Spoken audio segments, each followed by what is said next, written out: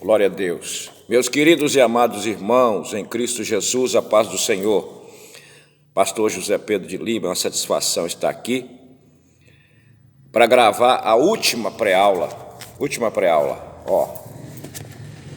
Novos Céus e Nova Terra é a última pré-aula da nossa revista de estudos bíblicos, Escatologia, Doutrina das Últimas Coisas, que é a revista oficial aqui do nosso Ministério Caminho Santo, que tem a sua sede aqui em Ariquemes, Rondônia.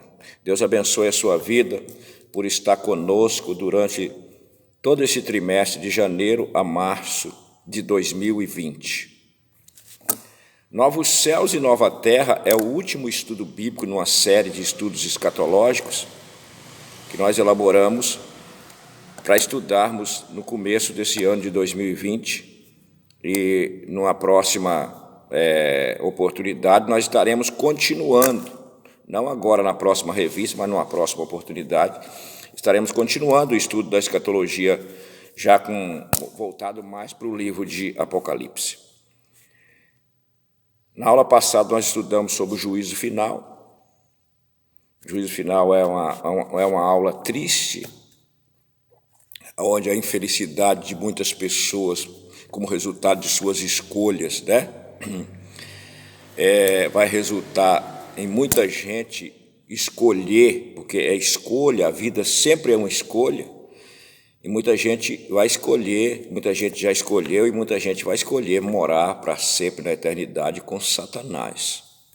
A Bíblia diz, em Mateus 25:41, o Senhor Jesus, a maior autoridade em termos de Bíblia, o Senhor Jesus dizendo que o inferno, o lago de fogo, foi preparado para o diabo e seus anjos.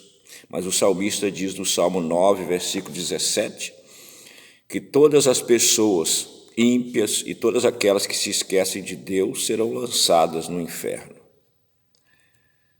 O nosso estudo bíblico de hoje, Novos Céus e Nova Terra, eu disse do juízo final, como um estudo triste, porque esse aqui é o estudo da felicidade. Porque enquanto muita gente escolheu ir morar com Satanás, e Satanás hoje ainda não mora no lago de fogo, nem no inferno, como muita gente costuma dizer, Satanás habita as regiões celestiais, muita gente está no Hades, já sofrendo, enquanto Satanás não está sofrendo. Pessoas sofrendo antes de Satanás, porque caíram na condenação do diabo. E a condenação do diabo é você achar que você pode fazer aquilo que você quer, que você pode ter aquilo que você deseja, que você pode ser igual a Deus. E essa é a grande condenação, porque nós temos que sempre aprender que nós somos criatura de Deus, somos filhos de Deus e que nós devemos temer a Deus e obedecer a Deus para que nós possamos ter um futuro melhor. E o novo céu e nova terra vai ser o lugar que Deus tem preparado para aqueles que têm seguido à risca a sua palavra, ajudados pelo seu Espírito Santo. A introdução diz assim: depois do juízo final, haverá novos céus e nova terra, como nos revela Apocalipse 21, versículo 1, que é um dos textos que está aqui na nossa revista. A Bíblia diz que quando o Senhor Jesus se assentar no trono branco para julgar as nações, no juízo final, para julgar os ímpios, que vão ressuscitar, a Bíblia diz que o céu e a terra vai fugir da presença dele e não vai se achar lugar mais para ele, os céus e a terra. Sempre os céus na expressão plural, céus.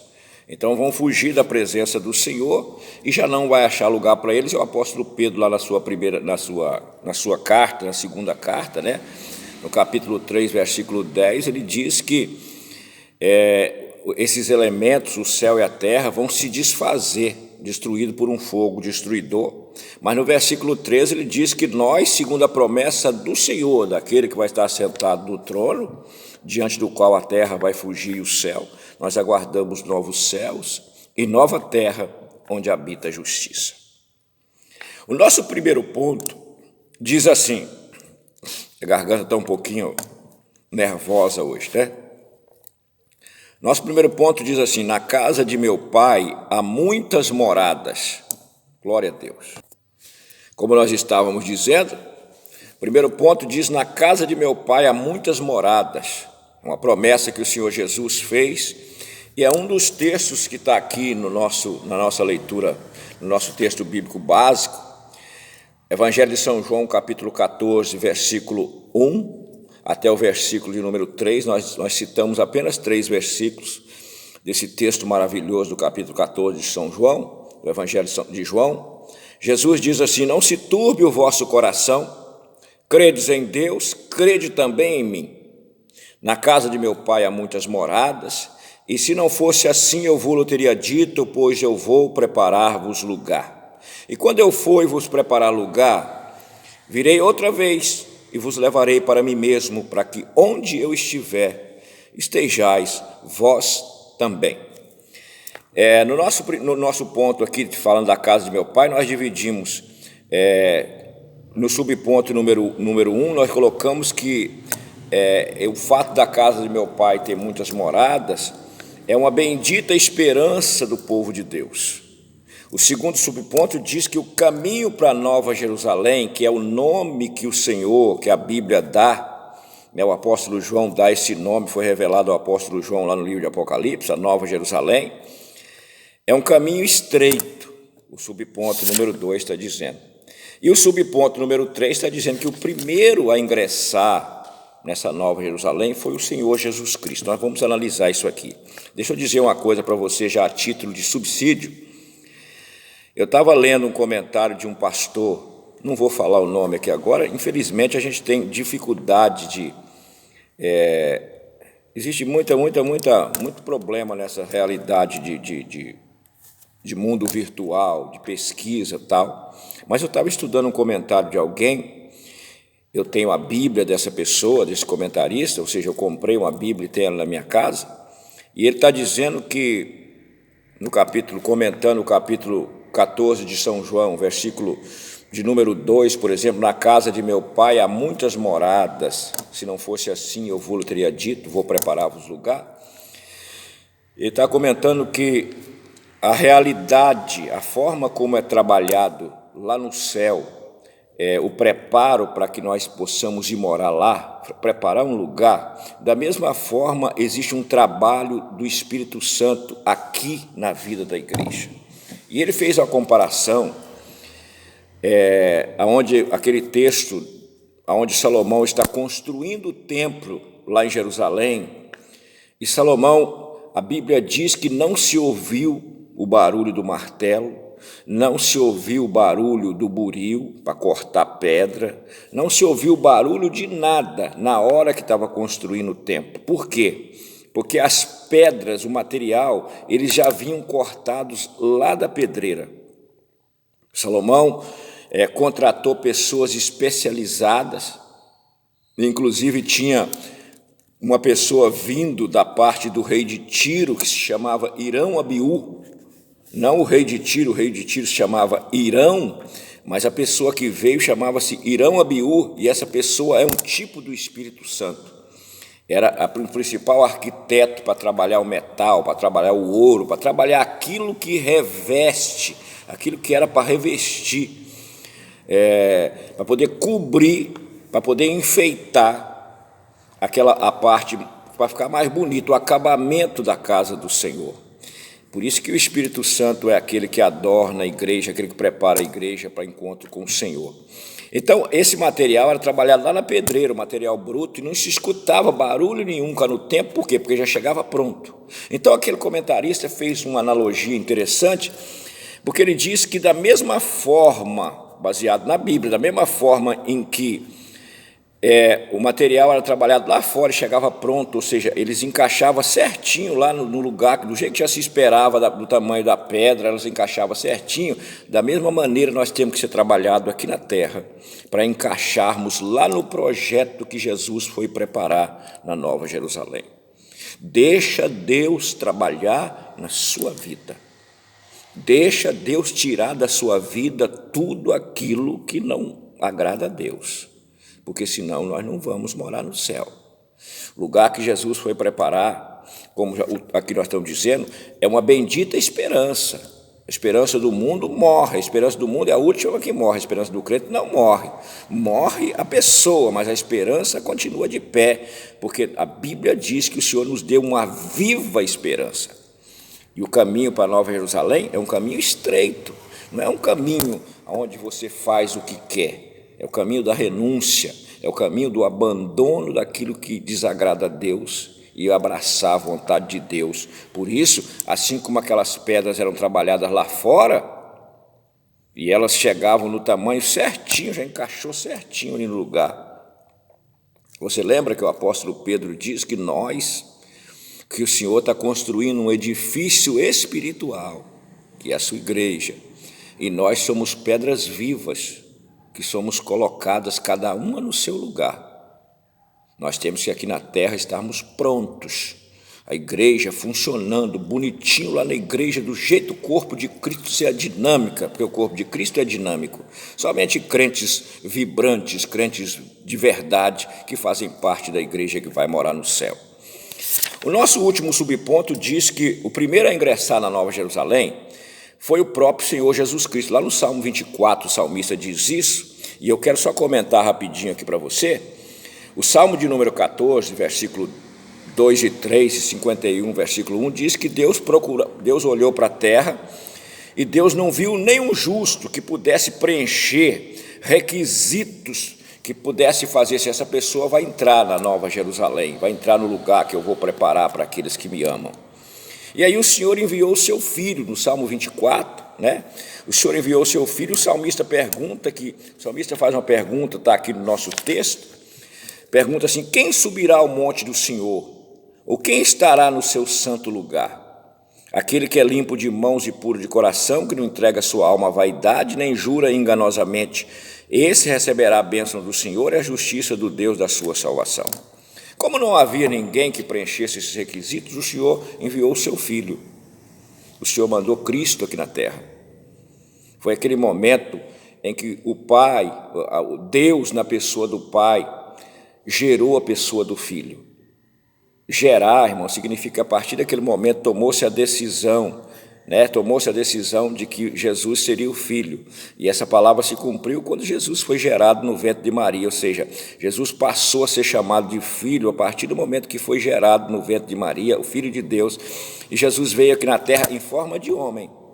E aí ele viveu em forma de homem e viveu corretamente, foi limpo de mãos, puro de coração, não entregou sua alma à vaidade, nem jurou enganosamente.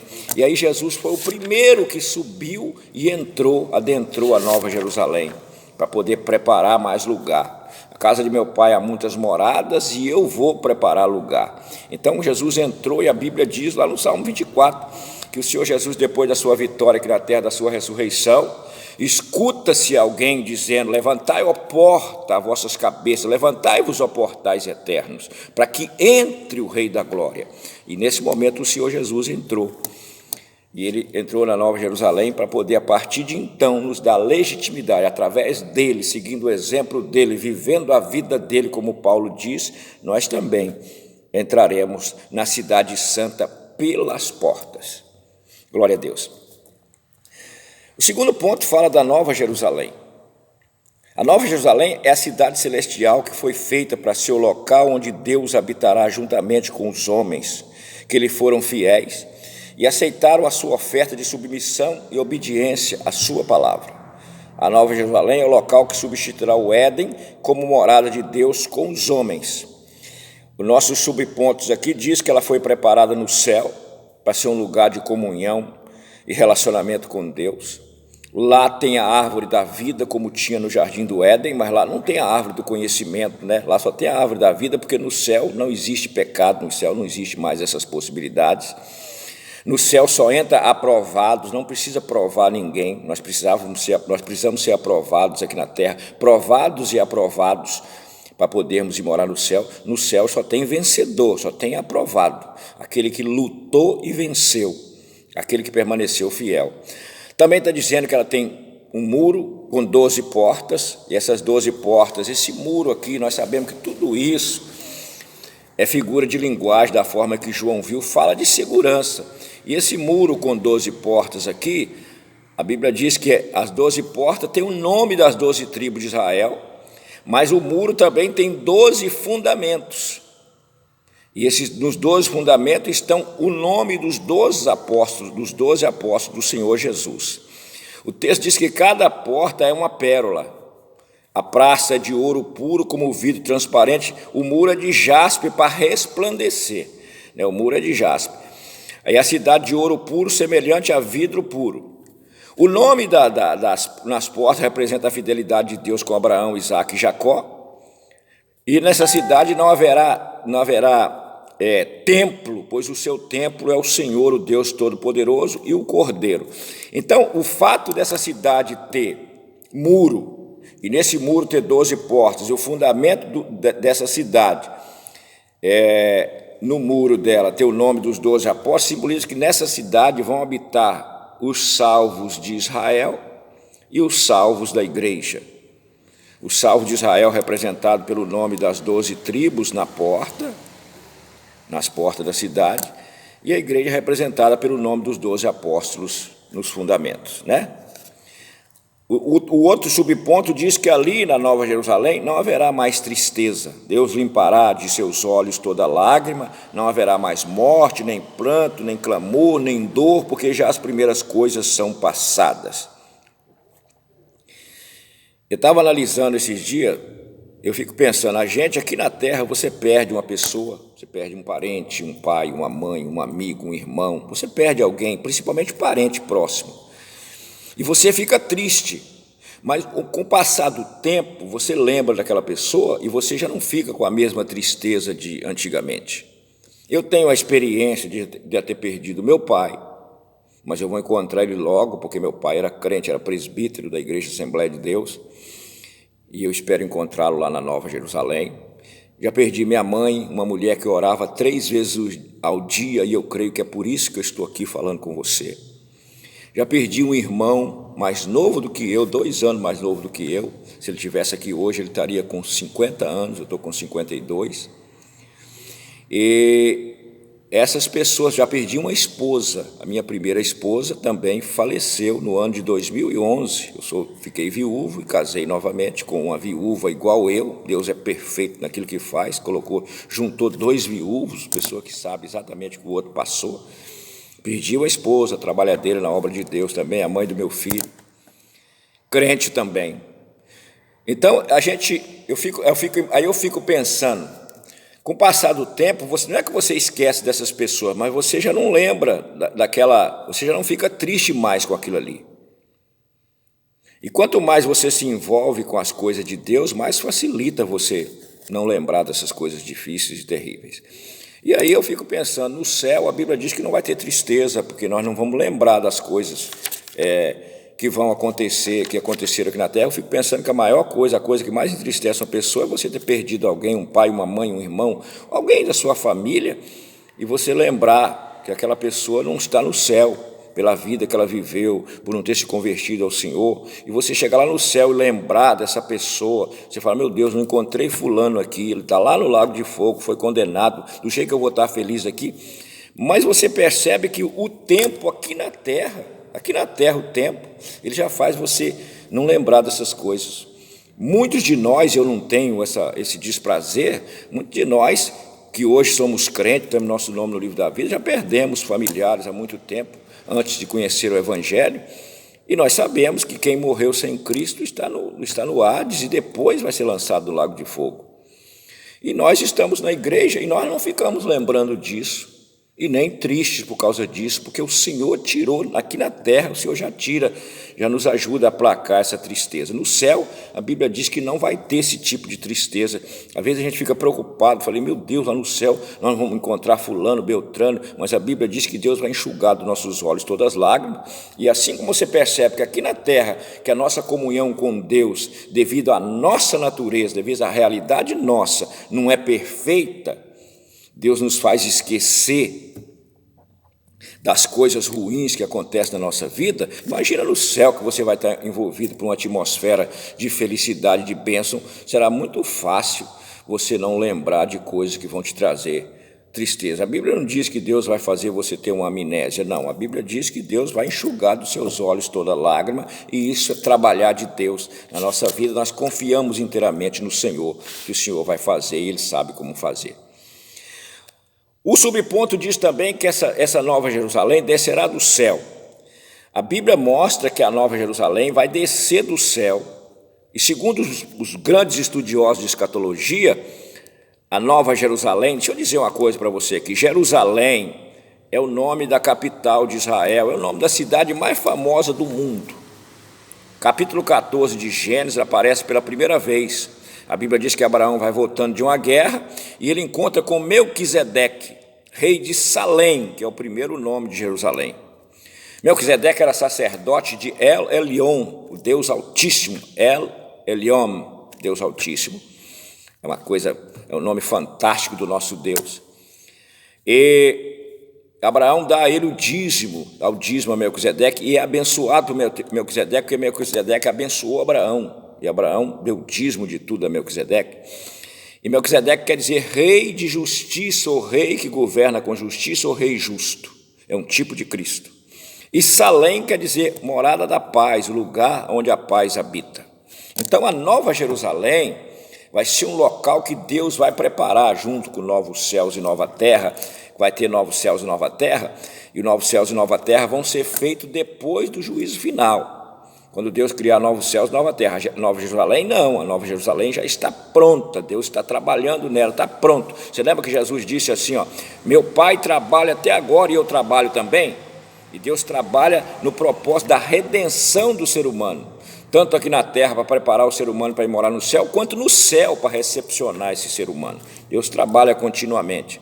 A Bíblia diz que nunca se viu um Deus semelhante ao nosso, que trabalha para aquele que nele espera. Glória a Deus, eu fico feliz de servir esse Deus. Então, os estudiosos acreditam que essa Nova Jerusalém ela está descendo do céu. E no momento do arrebatamento, ela já vai estar atingindo as regiões celestiais, o local onde Satanás habita hoje, e vai ser expulso por ocasião do arrebatamento, e vai ser ocupado pela igreja durante o milênio. A igreja vai estar na Nova Jerusalém. E vão se juntar a nós, todos aqueles que durante o milênio se manterem salvos, vão se juntar a nós também depois do juízo final, na Nova Jerusalém. Deus vai criar novos céus e nova terra, vai ser uma realidade só, e vai ser uma bênção tremenda. A Nova Jerusalém, então, ela está descendo para estar nas regiões celestiais, para durante o milênio a igreja estar nela e ajudando Cristo a governar a face da terra. O subponto diz que lá não haverá pecado nem pecadores, não entrará nela coisa alguma que contamine, cometa abominação e mentira, mas só os que estão inscritos no livro da vida do Cordeiro. Isso aqui é maravilhoso, O livro da vida é o local onde está anotado o nome daqueles que têm vida em Deus, vida em Cristo, daqueles que, como o apóstolo Paulo diz, já não sou mais eu que vivo, mas é Cristo que vive em mim. Daqueles que a palavra de Deus de João 14, 23 se cumpriu. Se alguém me ama, guardará a minha palavra, meu Pai o amará, e viremos para ele e faremos nele morada. Pessoas que têm Deus na vida são pessoas que têm o nome escrito no livro da vida. Eu estou escrevendo aqui na revista, que eu fico feliz de estar falando coisa maravilhosa dessa. A palavra de Deus continuar a ter o seu valor. A Bíblia deixa claro que os céus e a terra vão passar, porque vai ter novos céus e nova terra, mas a palavra do Senhor não vai passar. E a palavra de Deus vai continuar tendo valor lá no céu. A Bíblia diz que lá o céu não precisará de lâmpada, nem de luz, porque o Cordeiro é a lâmpada, e o nome dessa lâmpada é a palavra do Cordeiro. Palavra de Deus, que é aquilo que o salmista diz no Salmo 119, lâmpada para os meus pés e a sua palavra, e luz para o meu caminho. Glória a Deus, A cidade apresenta o rio puro da água da vida. Você sabe que lá no céu, e eu quero terminar com isso aqui que eu vou falar para você agora, esse estudo de Novos Céus e Nova Terra. A Bíblia sempre fala céus e terra, sempre fala isso. E a gente fica pensando, muita pessoa pergunta se a palavra céus está sempre no plural. Lá no livro de Gênesis, no começo, o escritor, escrevendo o texto em hebraico do livro de Gênesis, ele chama a palavra céus de Shamaim. Shamaim quer dizer céus no plural. E a palavra terra está sempre no singular. No princípio, Bereshit, né? No princípio, Bará, criou. Elohim, Deus. Et, Shamaim, Hashamaim, os céus. E a terra, Aretz. Shamaim é céus, mais de um céu. Aí o apóstolo Paulo, né? O apóstolo Paulo diz que conheceu uma pessoa, e essa pessoa é ele, que foi arrebatada até o terceiro céu. Então, quando se usa a palavra céus no plural, e nós estamos terminando o nosso estudo com isso, mostra que tem mais de um céu. E que tem pelo menos 3 céus. Eu quero só tirar a sua curiosidade aqui, porque eu sei que nesses estudos bíblicos assim, aparece essa curiosidade. Então a Bíblia traz a ideia de pelo menos 3 céus. Os judeus dizem que tem 7. Mas como Paulo disse que tem um terceiro céu, né? Paulo disse isso lá em 2 Coríntios capítulo 5, versículo 8, e Filipenses 1, 23, Paulo faz referência, né, a essas coisas.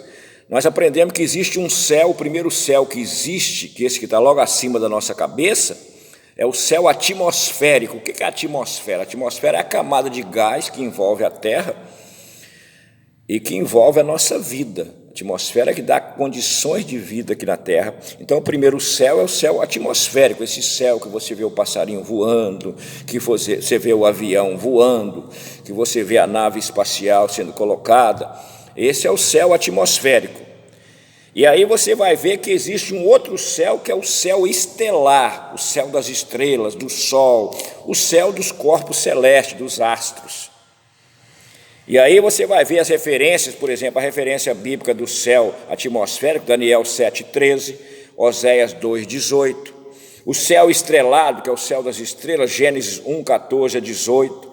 São textos que falam, que servem de base para você justificar esses céus. E o terceiro céu, que Paulo diz que ele foi lá, no paraíso, né?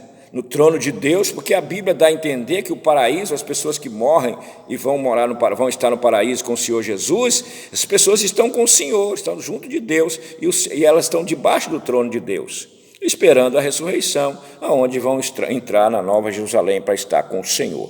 Então, novos céus e nova terra vai criar essa realidade novamente, né? Vai ter essa realidade novamente, mas o Senhor vai juntar tudo isso, e nós, com a vida, com o nosso corpo glorificado, onde a limitação de tempo, de espaço deixa de existir, nós teremos facilidade de locomover e de viver a eternidade para sempre com o Senhor de uma forma maravilhosa, né? A conclusão diz assim, eu vou terminar esse concluindo aqui. Deus está nos dando o privilégio de estudarmos mais uma vez esses temas lindos das coisas do fim. O fim virá, mas nós, conhecendo de antemão aquilo que por Deus nos foi revelado em sua palavra, preparemo-nos para que todas essas coisas boas que hoje aprendemos possam se concretizar em nossas vidas. Que Deus vos abençoe em Cristo Jesus. Amém.